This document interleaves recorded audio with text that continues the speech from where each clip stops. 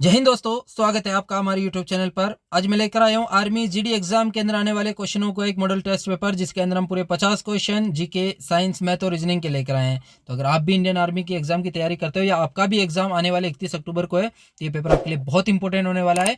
अगर आप नए हो हमारे यूट्यूब चैनल पर तो चैनल को सब्सक्राइब करना, अगर आपको वीडियो पसंद आए तो वीडियो को लाइक करना। चलिए शुरू करते हैं आज का वीडियो। अपना पहला क्वेश्चन है सामान्य ज्ञान का, 1 से लेकर 15 तक जो क्वेश्चन है वो है सामान्य ज्ञान के। और पहला क्वेश्चन है अपना, who is the chairman of NITI Aayog. ठीक है, यानी नीति आयोग का अध्यक्ष कौन होता है। 4 ऑप्शन दे रखे हैं, राष्ट्रपति, उपराष्ट्रपति, प्रधानमंत्री या गृह मंत्री। ठीक है, तो नीति आयोग जिसका पुराना नाम क्या था, योजना आयोग, और इसका अध्यक्ष कौन होता है। ऑप्शन नंबर सी अपना करेक्ट आंसर हो जाएगा, भारत का प्रधानमंत्री। ठीक है, अभी नीति आयोग के अध्यक्ष कौन है, नरेंद्र मोदी, जो भारत के प्रधानमंत्री है। ठीक है, और नीति आयोग का जो पुराना नाम था वो था योजना। ठीक है, नीति आयोग का पुराना नाम क्या था, योजना आयोग, जिसका नाम 2015 के अंदर बदलकर नीति आयोग किया गया था। बाकी योजना आयोग की बात करें तो योजना आयोग की स्थापना हुई थी 1950 के अंदर। ठीक है, योजना आयोग की स्थापना कब हुई थी, 1950 को, और इसका नाम बदलकर 2015 के अंदर नीति आयोग कर दिया गया है। नेक्स्ट क्वेश्चन है अपना, the largest island of India is, यानी भारत का सबसे बड़ा द्वीप है। 4 ऑप्शन दे रखे हैं, उत्तरी अंडमान, दक्षिणी अंडमान, मध्य अंडमान या ग्रेट निकोबार। तो भारत का जो सबसे बड़ा द्वीप है वो कौन सा है, ऑप्शन नंबर सी अपना राइट आंसर हो जाएगा, मध्य अंडमान। ठीक है, और अगर भारत का सबसे बड़ा नदी द्वीप पूछे, ठीक है, ये सवाल अलग है, ध्यान रखना। अगर भारत का सबसे बड़ा नदी द्वीप पूछे तो भारत का सबसे बड़ा नदी द्वीप है माजुली द्वीप। ठीक है, भारत का सबसे बड़ा द्वीप नदी द्वीप कौन सा है, माजुली द्वीप, जो ब्रह्मपुत्र नदी के अंदर है। ठीक है, इसको भी ध्यान रखना, ब्रह्मपुत्र नदी असम के अंदर।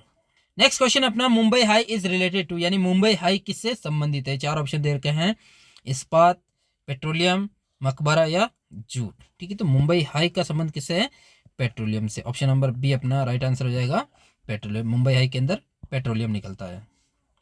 नेक्स्ट क्वेश्चन है अपना, who is the sports ministry of India at present, यानी वर्तमान में भारत के खेल मंत्री कौन है। 4 ऑप्शन दे रखे हैं, राजनाथ सिंह, कल्याण सिंह, अनुराग ठाकुर या किरण रिजिजू। तो वर्तमान में भारत के जो खेल मंत्री है वो कौन है, ऑप्शन नंबर सी अपना राइट आंसर हो जाएगा, अनुराग ठाकुर। जबकि राजनाथ सिंह भारत के रक्षा मंत्री है।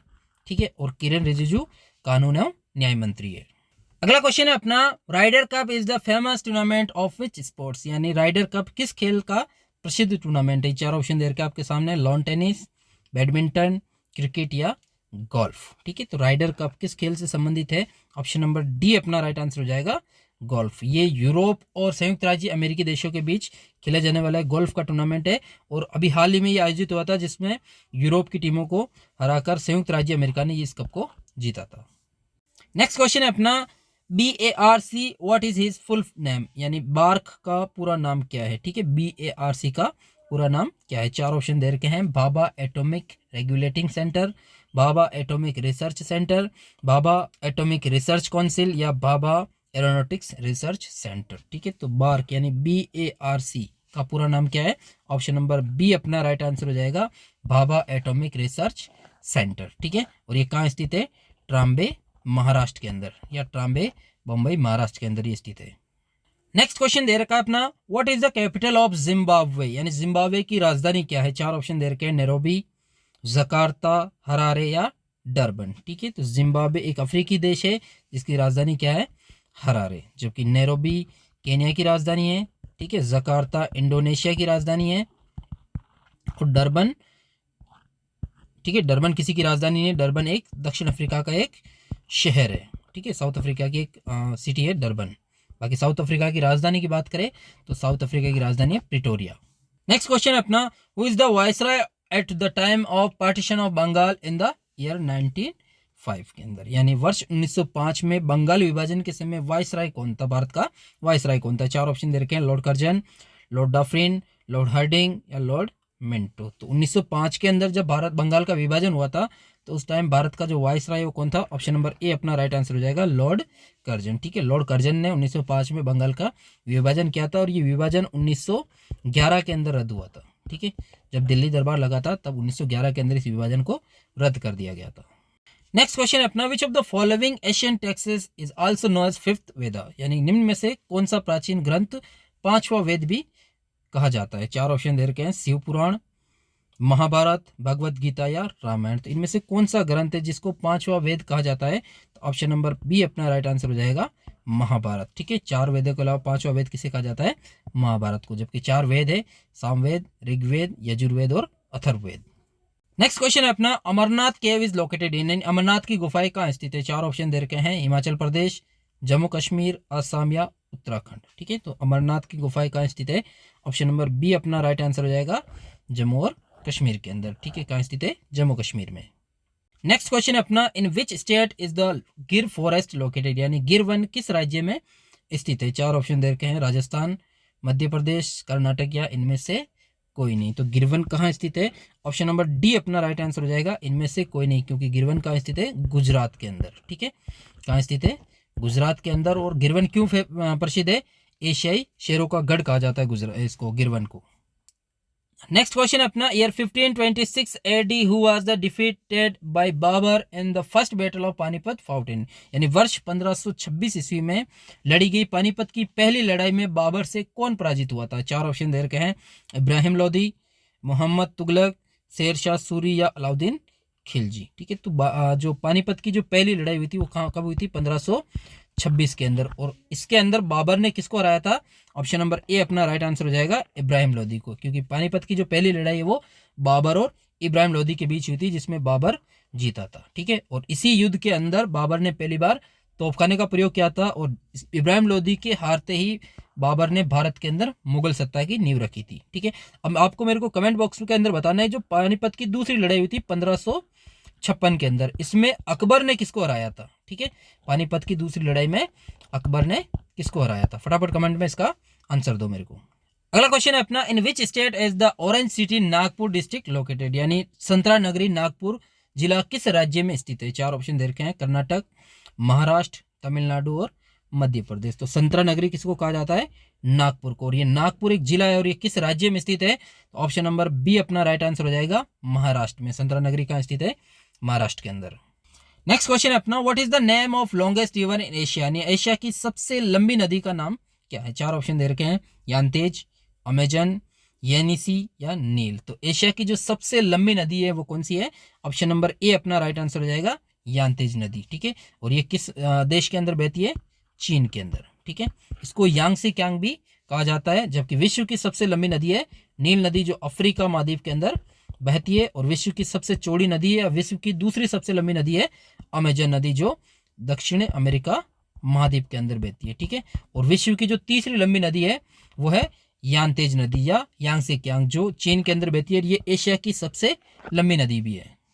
नेक्स्ट क्वेश्चन है अपना, which of the following Indian state does not have any international border, यानी निम्नलिखित में से किस भारतीय राज्य की कोई अंतर्राष्ट्रीय सीमा नहीं है? 4 ऑप्शन दे रखे हैं, बिहार, उत्तराखंड, छत्तीसगढ़ या मेघालय। तो इनमें से कौन सा भारतीय राज्य है जिसकी कोई भी अंतर्राष्ट्रीय सीमा नहीं है? तो 4 ऑप्शन दे रखे हैं, बिहार। देखो, बिहार की जो सीमा है वो नेपाल से लगती है। ठीक है, कहाँ से लगती है? नेपाल से। और उत्तराखंड की जो सीमा है वो नेपाल से भी लगती है और चीन या तिब्बत से भी लगती है। ठीक है, और छत्तीसगढ़ की है जो कोई भी अंतर्राष्ट्रीय सीमा नहीं है, जबकि मेघालय की सीमा बांग्लादेश के साथ लगती है। ठीक है, तो इनमें से कौन सा राज्य है जिनकी कोई भी अंतर्राष्ट्रीय सीमा नहीं है?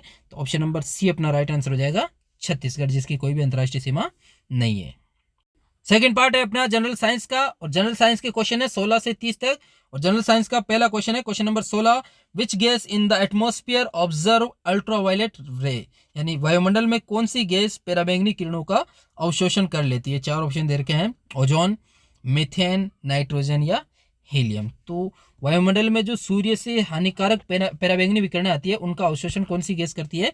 ऑप्शन नंबर ए अपना राइट आंसर हो जाएगा, ओजोन। ठीक है, ओजोन का फॉर्मूला पूछे तो ओजोन का सूत्र होता है O3।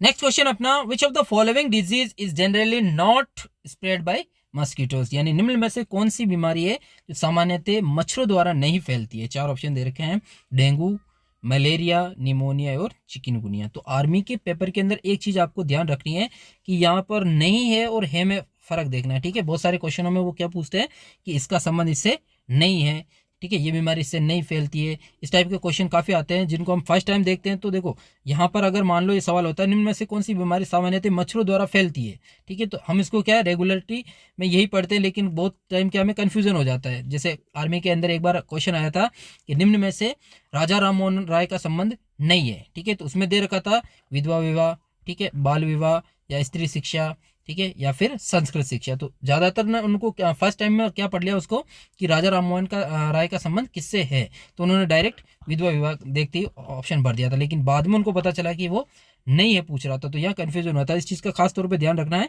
ठीक है। तो यहाँ सवाल पूछा आपने निम्न में से कौन सी बीमारी जो सामान्यतः मच्छरों द्वारा नहीं फैलती है, तो 4 ऑप्शन दे रखे आपके सामने, डेंगू, मलेरिया, निमोनिया और चिकुनगुनिया, ठीक है। तो इनमें से कौन सी बीमारी है जो मच्छरों द्वारा नहीं फैलती है, तो ऑप्शन नंबर सी अपना राइट आंसर हो जाएगा, निमोनिया। बाकी डेंगू, मलेरिया और चिकनगुनिया ये तीनों बीमारियां मच्छरों द्वारा फैलती है। नेक्स्ट क्वेश्चन अपना, what is the common name of sodium bicarbonate, यानी सोडियम बाइकार्बोनेट का सामान्य नाम क्या है, ठीक है। देखो 4 ऑप्शन दे रखा आपके सामने, baking soda, soda lime, soda Asia, baking powder, ठीक है। तो देखो यहाँ पर बीच में एक वर्ड आ रहा है बाइकार्बोनेट, ठीक है, सोडियम बाइकार्बोनेट। तो सोडियम बाइकार्बोनेट देखो हम इसको आराम से याद रख सकते हैं।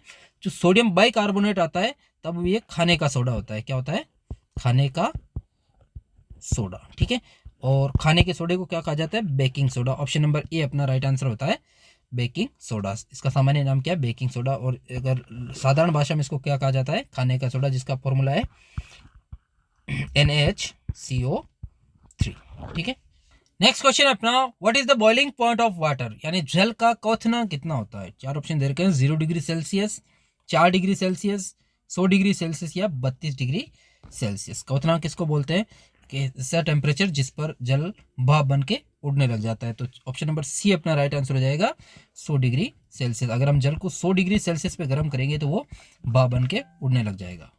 नेक्स्ट क्वेश्चन अपना, where will the rice take longer to cook, यानी चावल को पकने में सबसे अधिक समय लगेगा। 4 ऑप्शन दे रखे हैं, समुद्र तट पर, शिमला में, माउंट एवरेस्ट पर या समुद्र की गहराई में। तो चावल को पकने में सबसे ज़्यादा जो समय है वो इनमें से कहाँ लगेगा, ऑप्शन नंबर सी अपना राइट आंसर हो जाएगा, माउंट एवरेस्ट पर, ठीक है, क्योंकि ऊंचाई बढ़ने से वायुमंडलीय दाब घटता है और जहाँ पर दबाव कम होता है वहाँ पर खाना पकने में अधिक समय लगता है। नेक्स्ट क्वेश्चन अपना, that element is the filament of the heater made of, यानी हीटर का तंतु किस तत्व का बना होता है। 4 ऑप्शन दे रखे हैं, कार्बोरेंडम, टंगस्टन, कास्ट आयरन या नाइक्रोम, ठीक है। तो हीटर का जो तंतु होता है वो किसका बना होता है, नाइक्रोम का। ऑप्शन नंबर डी अपना राइट आंसर हो जाएगा, ठीक है। हीटर की जो स्प्रिंग होती है ना वो किसकी बनी होती है, नाइक्रोम की। और अगर हम बात करें कि जो अपना बल्ब होता है, ठीक है ना, बल्ब की जो स्प्रिंग होती है, बल्ब का जो तंतु होता है वो किसका बना होता है, तो वो टंगस्टन का होता है। नेक्स्ट क्वेश्चन अपना, which of the following is called the metal of the future, यानी निम्न में से किसे भविष्य की धातु कहा जाता है। 4 ऑप्शन दे रखे हैं, स्टील, कॉपर, लोहा या टाइटेनियम। तो इनमें से भविष्य की धातु किसे कहा जाता है, ऑप्शन नंबर डी अपना राइट आंसर हो जाएगा, टाइटेनियम, जिसका संकेत है TI और इसका परमाणु क्रमांक है 22, ठीक है। टाइटेनियम का संकेत क्या है, TI और इसका परमाणु क्रमांक कितना है, 22, ये याद रखना। नेक्स्ट क्वेश्चन अपना, which is the most abundant gas in the atmosphere on the basis of percentage, यानी प्रतिशतता के आधार पर वायुमंडल में सर्वाधिक पाई जाने वाली गैस कौन सी है। 4 ऑप्शन दे रखे हैं, नाइट्रोजन, कार्बन डाइऑक्साइड, हाइड्रोजन या ऑक्सीजन, ठीक है। तो प्रतिशतता के आधार पर अपने वायुमंडल में सबसे अधिक मात्रा में पाई जाने वाली गैस कौन सी है, नाइट्रोजन, क्योंकि नाइट्रोजन का अपने वायुमंडल में 78% भाग है, जबकि 21% ऑक्सीजन है और 0.03% कार्बन डाइऑक्साइड है। नेक्स्ट क्वेश्चन है अपना, which part of the human body has the smallest bone, यानी मानव शरीर का किस भाग में सबसे छोटी हड्डी होती है। 4 ऑप्शन दे रखे हैं, कान, घुटने, उंगली या नाक, ठीक है। तो अपने शरीर की जो सबसे छोटी हड्डी होती है वो होती है स्टेपिस, ठीक है, और वो किस भाग के अंदर होती है, ऑप्शन नंबर ए अपना राइट आंसर हो जाएगा, कान के अंदर। जबकि सबसे जो बड़ी हड्डी होती है वो होती है फीमर, और वो किस भाग के अंदर होती है, अपनी जांघ के अंदर, ठीक है, जांघ की हड्डी या पैर के अंदर होती है। नेक्स्ट क्वेश्चन अपना, which one of the following is above the ground, यानी निम्न में से कौन एक जमीन के ऊपर उगता है। 4 ऑप्शन दे रखे हैं, लहसुन, प्याज, मिर्ची या हल्दी। तो इनमें से कौन एक जमीन के ऊपर उगता है, ऑप्शन नंबर सी अपना राइट आंसर हो जाएगा, मिर्ची। बाकी लहसुन, प्याज और हल्दी ये तीनों जमीन के अंदर उगती है। तीसरा पार्ट है अपना गणित का, और गणित के हैं 31 से 45 तक, ठीक है। पहला क्वेश्चन है कंप्लीट द सीरीज ऑर्डर, यानी श्रेणी क्रम को पूरा करो। एक सीरीज दे रखी है जिसका पहला पद है 2, 5, 11, 23, 47, 95, तो इसका अगला पद क्या आएगा। ठीक है, देखो 2 का यहाँ पर क्या आ रहा है 5, तो यहाँ पर ये देखो दुगुना करके इसको 1 बढ़ा रहा है, यानी 2 का दुगुना 4 और 1 बढ़ाते ही 5, और 5 का दुगुना 10।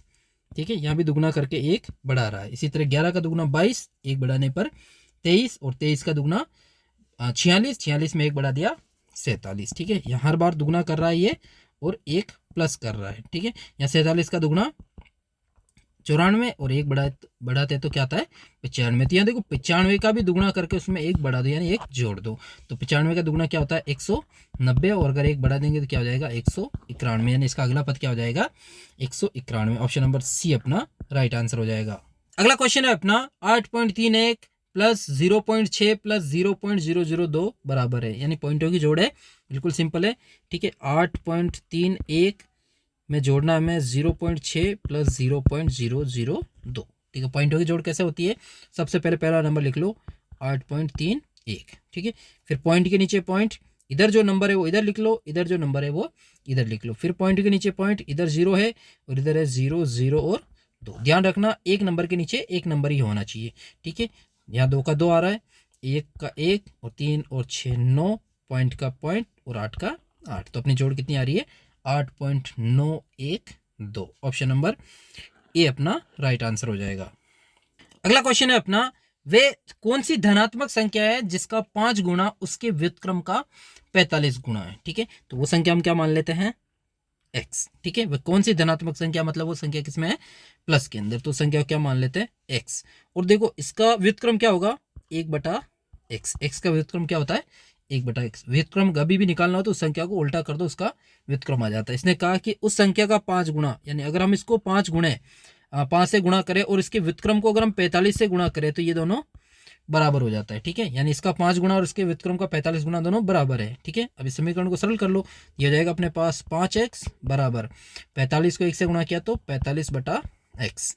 इसके नीचे कुछ नहीं तो एक मान के इसको वजर गुणा कर दो, तो 5x को 1 से गुणा किया तो 5x स्क्वायर बराबर 45। ये 5 गुणा में कहाँ चला जाएगा भाग के अंदर, 45 में 5 का भाग 9 बार, तो x स्क्वायर बराबर अपने पास है 9, स्क्वायर हटाएंगे या क्या लग जाएगा अंडर रूट, तो x का मान कितना आया 3, यानी वो संख्या क्या हो जाएगी 3। ऑप्शन नंबर ए अपना राइट आंसर हो जाएगा। अगला क्वेश्चन है अपना 38, 92, 45, 25 और 60 का औसत क्या होगा। ठीक है, देखो औसत क्या होता है राशियों का योग बटा राशियों की संख्या। ठीक है, देखो योग का मतलब जो दे रखी है राशियां उनको जोड़ लो, 38 प्लस 92 प्लस 45 प्लस 25 प्लस 60 बटा राशियों की संख्या कितनी है टोटल 5। अगर हम इन सब को जोड़ते हैं तो इनका जो टोटल है वो आता है 260, और 260 में 5 का भाग दे दो, 5 एकम 5, 5 25, बच गया 1 और 5 दूना 10, तो इनका एवरेज कितना आ रहा है 52। ऑप्शन नंबर सी अपना करेक्ट आंसर हो जाएगा। अगला क्वेश्चन है अपना 80 रुपये अंकित मूल्य के सौदे को 68 रुपये में बेचा गया, तो छूट की दर कितनी है। ठीक है, देखो अंकित मूल्य कितना था उसका 80 रुपये और इसको कितने में बेचा 68 रुपये में, तो देखो कितने रुपए की छूट दी 80 में से अगर हम 68 को माइनस करेंगे तो यहाँ इसने 12 रुपये की छूट दी है। अब इसका हमें प्रतिशत निकालना है। ठीक है, देखो ये 12 रुपये की छूट कितने रुपये पर मिली है इसको 80 रुपये पर, तो यहाँ लिखेंगे हम 80 रुपये पर छूट मिली है इसको 12 रुपये की, प्रतिशत निकालेंगे तो 100 पर x, क्योंकि प्रतिशत का बेस हमेशा क्या होता है 100, वजर गुणा कर दो इसको, तो x ये हो जाएगा अपने पास 80, x बराबर 100 × 12, और ये 80 गुणा में कहाँ चला जाएगा भाग के अंदर, जो कट रहा है उसको काट दो। देखो 1 0 से 1 0, और देखो 4 से दोनों कटता है, 4 दूना 8 और 4 तिया 12, और 2 का भाग 10 में 5 बार, 5 को 3 से गुणा किया तो 15, तो टोटल छूट कितनी मिल रही है इनको 15% की। ऑप्शन नंबर बी अपना राइट आंसर हो जाएगा। अगला क्वेश्चन है अपना 5 वर्षों में कितनी धनराशि 10% वार्षिक ब्याज की दर से 15,000 रुपये हो जाएगी। देखो मूलधन हमें पता नहीं है, टाइम कितना दे रखा है 5 वर्ष, और दर दे रखी है 10% की दर से। देखो इसका ब्याज हमें पता नहीं है। ठीक है, और जो हो जाएगी, देखो ये इसने कहा 15,000 रुपये हो जाएगी, मतलब ये हो जाएगी क्या इसका मिश्रधन होता है, तो मिश्रधन कितना इसका 15,000। ठीक है, तो बताओ मूलधन कितना होगा। ठीक है, देखो इस सवाल को कैसे करते हैं, मूलधन हमें पता नहीं तो मूलधन को क्या मान लेते हैं एक बार 100। ठीक है, अब 100 रुपये का 5 वर्ष का 10% की दर से हमें एक बार ब्याज निकाल के उसका मिश्रधन निकालना है। तो ब्याज कैसे निकालते हैं, मूलधन इंटू समय इंटू दर बटा 100 बराबर क्या होता है साधारण ब्याज, यानी P into T into R/100 बराबर क्या होता है SI। ठीक है, देखो मूलधन कितना दे रखा है 100, टाइम में 5 वर्ष, दर दे रखी है 10%, तो 10/100। देखो यहाँ 100 से 100 कट गया, 5 दाए 50, ये 50 रुपये उसका ब्याज आया। अगर 100 रुपये मूलधन था और 50 रुपये अगर ब्याज बना तो मिश्रधन कितना हो गया, क्योंकि मूलधन प्लस ब्याज यही तो होता है मिश्रधन, तो इसका मिश्रधन कितना हो गया 150। देखो अब इसको जमाना कैसे है, अगर 100 रुपये मूलधन था, मूलधन कितना था 100 रुपये, तो इसका जो मिश्रधन है वो कितना बना 150। ठीक है, 100 रुपये का मिश्रधन 150। तो अब देखो यार मिश्रधन दे रखा है 15,000, तो मिश्रधन के नीचे लिख दो 15,000। तो बताओ मूलधन कितना होगा x, यहाँ से इनको वजर गुणा कर लो, तो ये हो जाएगा अपने पास 150 x बराबर 100 इंटू 15,000, और ये 150 गुणा में कहाँ चला जाएगा भाग के अंदर, जो कट रहा है उसको काट दो। देखो यहाँ सीधा 150 से ये 150 एक बार, और 2 जीरो का ये 2 जीरो, और 100 को 100 से गुणा किया तो 10,000। तो यानी इसका मूलधन कितना हो जाएगा 10,000। ऑप्शन नंबर डी अपना राइट आंसर हो जाएगा कि मूलधन कितना है, यानी कितनी धनराशि है वो 10,000 रुपये।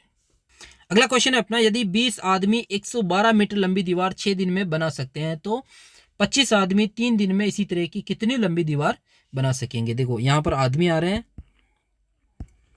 ठीक है, दिन और ये इनका काम। ठीक है, तीन चीजें, अगर तीन चीज दे रखी है, तीन चीज, वरना व्यक्ति और दिन होता है। तो देखो 20 आदमी 6 दिन के अंदर 112 मीटर लंबी दीवार बनाते हैं। काम क्या कर रहे हैं वो दीवार बनाने का, और कितनी लंबी दीवार बना रहे हैं वो 112 मीटर लंबी दीवार। कितने दिन में 6 दिन में, और कितने आदमी 20 आदमी। तो बताओ 25 आदमी, अब आदमियों के नीचे लिख दो 25 आदमी कितने हैं 25, 3 दिन के अंदर कितने मीटर लंबी दीवार बनाएंगे x। ठीक है, दो व्यक्ति और समय के अंदर हमेशा क्या होता है सीधा गुणा, और दिन और काम के अंदर यहाँ से वज्र गुणा होता है। तो देखो x के साथ क्या है अपने पास 20, 6 और x, तो ये हो जाएगा अपने पास 20 इंटू 6 इंटू एक्स बराबर में क्या चला जाएगा अपने पास 25 इंटू 3 इंटू 112, और ये दोनों गुणा में कहाँ चले जाएंगे भाग के अंदर 20 इंटू 6, जो कट रहा है उसको काट दो। तो सबसे पहले देखो 3 एकम 3, 3 दूना 6। ठीक है, और 25 और 20 कट रहा है अपने पास यहाँ 5 से 5 25 और 5 20। ठीक है, 4 का भाग 112 में जा रहा है, 4 एकम 4, 4 दूना 8। ठीक है, बच गया यहाँ 3, 4 बटे 32, और 2 का भाग 28 में 14 बार, और 14 को 5 से गुणा किया तो 70। तो 25 आदमी 3 दिन के अंदर कितने मीटर लंबी दीवार बनाएंगे 70 मीटर। ऑप्शन नंबर ए अपना राइट आंसर हो जाएगा। अगला क्वेश्चन है अपना, एक वर्ग के अंतर्गत और परिगत वृत्तों के क्षेत्रफलों का अनुपात क्या होगा। ठीक है, देखो अपने पास एक वर्ग दे रखा, वर्ग किसको बोलते हैं जिसकी चारों भुजाएं बराबर हो। ठीक है, एक वर्ग है, इसके अंतर्गत, अंतर्गत मतलब अंदर एक वर्त बना हुआ है, और परिगत, परिगत मतलब बाहर भी एक वर्त बना हुआ है। तो बताओ इस वृत्त के क्षेत्रफलों का अनुपात क्या होगा। ठीक है, देखो वर्त का क्षेत्रफल क्या होता है पाई आर स्क्वायर, और दूसरे का भी पाई आर स्क्वायर। इसको R1 मान लेते हैं, इसको R2 मान लेते हैं। ठीक है, देखो हमें दोनों की त्रिज्या पता नहीं है, तो हम इस वर्ग, जो ये वर्ग दे रखा है, इसकी भुजा को क्या मान लेते हैं x। ठीक है, अगर इसकी भुजा x है तो देखो ये बीच में से भी ये x है, तो ये बीच में से भी x होगा, और ये क्या हो गया इस जो अंदर एक वर्त बना हुआ है इसका व्यास हो गया। अगर हम इसको आधा करेंगे तो इसकी क्या आ जाएगी x/2, इस अंदर वाले वृत्त की त्रिज्या आ गई। अगर अपने पास त्रिज्या पता है अंदर वाले वृत्त की, तो इसका क्षेत्रफल क्या हो जाएगा पाई आर स्क्वायर, जहाँ पाई का मान पाई रहने तो देखो पाई से ये पाई भी यहाँ काट सकते हो। ठीक है, तो यहाँ r कितनी आई अपने पास x/2, तो इसका स्क्वायर कर दो, तो x का स्क्वायर x स्क्वायर रहेगा बटा 2 का स्क्वायर 4, यानी जो अंदर जो वर्त बना उसका क्षेत्रफल कितना आया अपने पास x स्क्वायर बटा 4। और अगर हम बाहर वाले वृत्त का निकालते तो देखो बाहर वाले वृत्त की त्रिज्या कैसे पता करेंगे। देखो इसकी यहाँ पर ये जो भुजा दे रखी है ये व्यास, अगर ये यहाँ पर x है, ठीक है, हमें सबसे पहले क्या करना है, ये जो बाहर जो ये वर्ग बना हुआ है इसका हमें विकर्ण पता करना है। ठीक है, अगर इसकी भुजा x है, ठीक है, एक वर्ग की भुजा अगर x है तो इसका विकर्ण क्या हो जाएगा, ये जो विकर्ण होगा वो बाहर वाले वृत्त का व्यास हो जाएगा, और वर्ग का विकर्ण क्या होता है भुजा √2। ठीक है, और भुजा अगर x है तो इसका विकर्ण क्या हो जाएगा x√2। ये जो x√2 है ये बाहर वाले वृत्त का व्यास है, और अगर हम इसको आधा कर देंगे यानी 2 का भाग देंगे तो बाहर वाले वृत्त की त्रिज्या आ जाएगी। तो बाहर वाले वृत्त की त्रिज्या कितनी हो गई x√2/2। तो यहाँ इसका स्क्वायर कर दो क्योंकि क्षेत्रफल निकाल रहे हैं हम, तो यहाँ हो जाएगा x√2/2 का होल स्क्वायर। ठीक है, देखो यहाँ हो जाएगा अपने पास x²/4, और x का स्क्वायर √2 का स्क्वायर सिंपल 2, और 2 का स्क्वायर 4। ठीक है, दोनों का बेस बराबर है, कट गया ये, और इस स्क्वायर से एक्स स्क्वायर भी कट गया, क्या बचा अपने पास इधर 1:2। तो एक वर्ग के अंतर्गत और परिगत जो वर्त बने हुए हैं उनके क्षेत्रफल का अनुपात क्या हो जाएगा, 1:2। ऑप्शन नंबर बी अपना राइट आंसर हो जाएगा।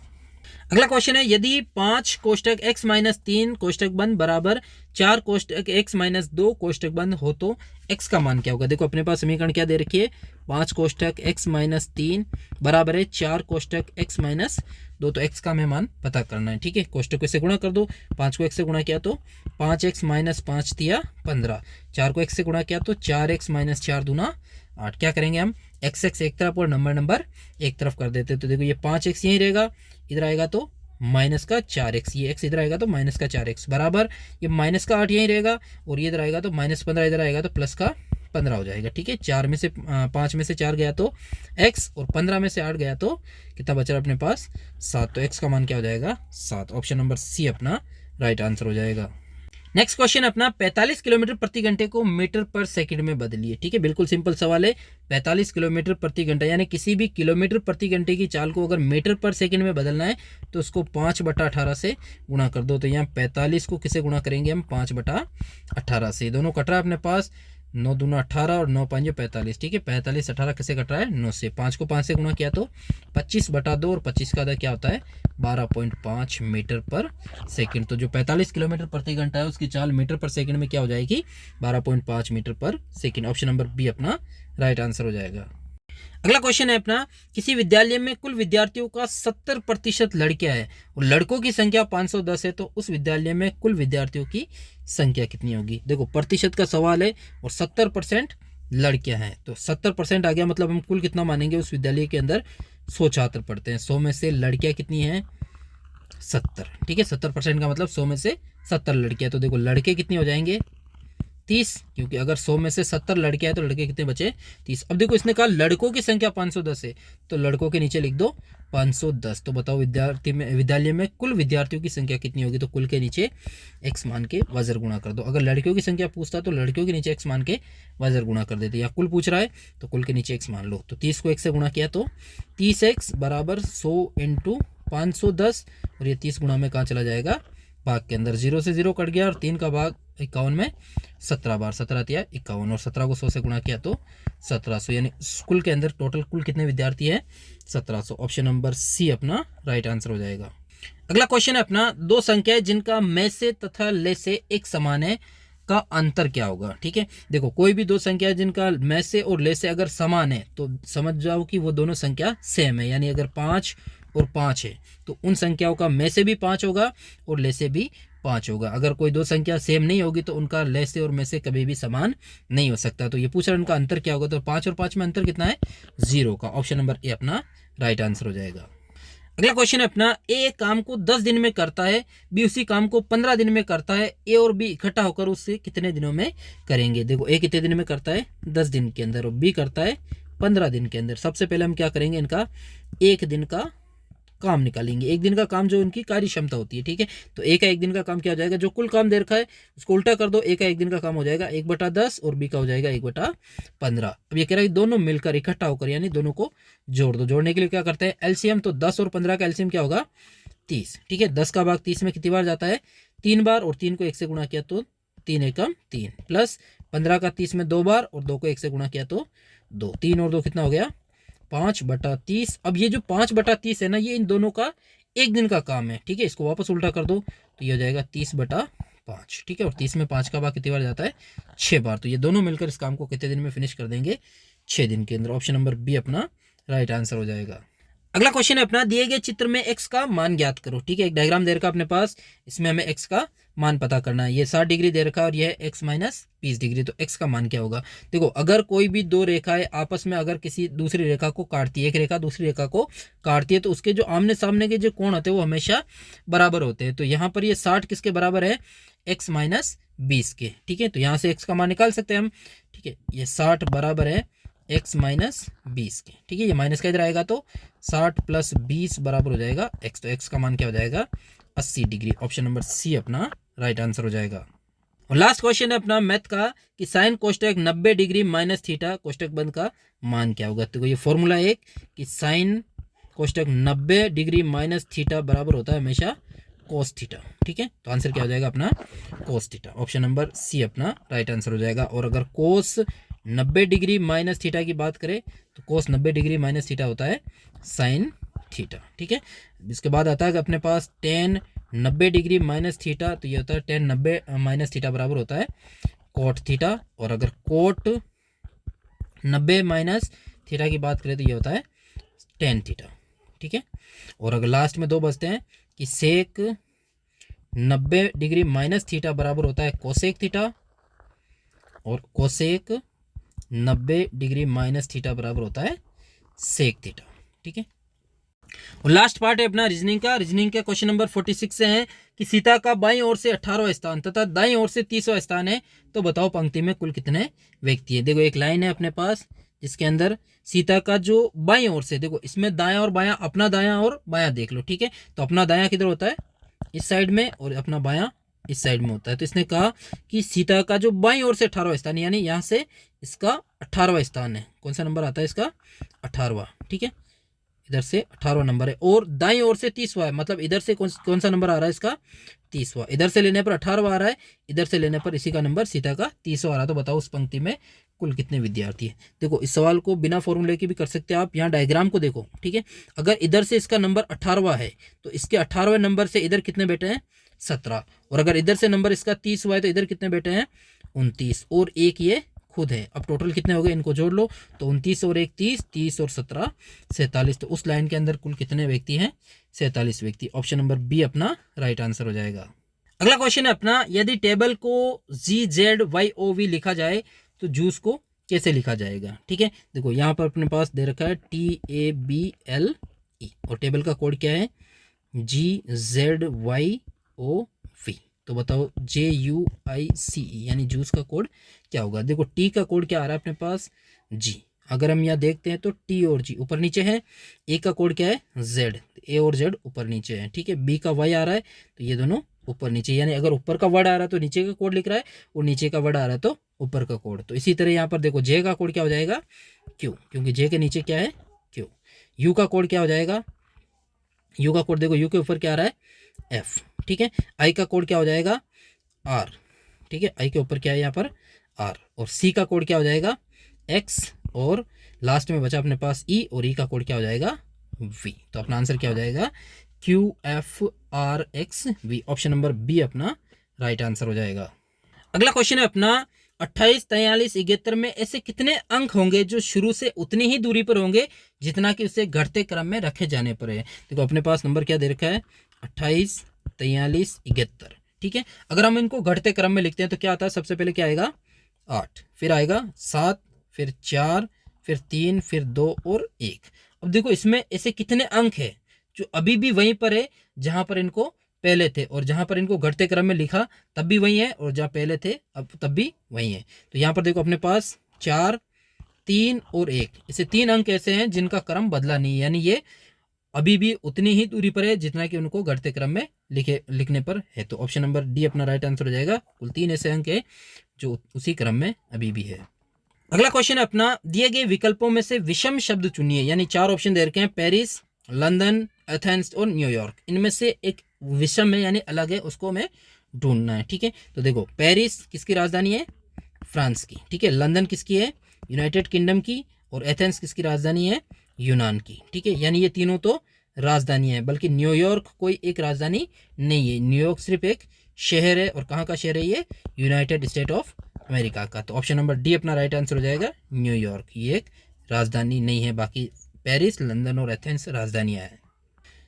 और लास्ट क्वेश्चन है अपना, प्रकाश ने 6 किलोमीटर की यात्रा उत्तर दिशा में की, फिर बाएं मुड़कर 4 किलोमीटर और फिर पुनः बाएं मुड़कर 6 किलोमीटर की यात्राएं की, तदनुसार वे अपने प्रारंभिक बिंदु से प्रकाश कितनी दूर है। ठीक है, देखो पूर्व, पश्चिम, ऊपर, उत्तर और नीचे दक्षिण, ये 4 दिशाएं होती है। ठीक है, प्रकाश ने 6 किलोमीटर की यात्रा उत्तर दिशा में की। सबसे पहले वे उत्तर दिशा की ओर कितना गया 6 किलोमीटर, उत्तर दिशा ऊपर होती है, ऊपर 6 किलोमीटर गया। फिर वे अपने बाएं ओर मुड़ा, बायां हाथ किधर होता है इसका लेफ्ट हैंड की तरफ, यानी इधर मुड़कर इसने 4 किलोमीटर की यात्रा की। फिर वे पुनः बाएं मुड़ा, देखो अगर ये इधर मुँह है इसका तो इसका बायां किधर होगा इस साइड में, और अभी ये यहाँ पर आ गया है 6 किलोमीटर चल के। ठीक है, तो बताओ इसने अपने प्रारंभिक बिंदु से ये कितना दूर है। तो देखो ये इसका प्रारंभिक बिंदु था, ठीक है, और ये अभी यहाँ पर है। तो ये देखो सीधी दूरी हमें बतानी है। अगर ये दोनों 6-6 हैं तो ये दोनों भी 4-4 होंगे। तो ये अपने प्रारंभिक बिंदु से कितना दूर है, 4 किलोमीटर। ऑप्शन नंबर बी अपना राइट आंसर हो जाएगा। तो आज के वीडियो में इतना ही। अगर आपको वीडियो पसंद आया तो वीडियो को लाइक करना, नए हो चैनल पे तो चैनल को सब्सक्राइब करना। मिलते हैं किसी एक नए वीडियो के साथ, तब तक अपना ख्याल रखिए। जय हिंद, जय भारत।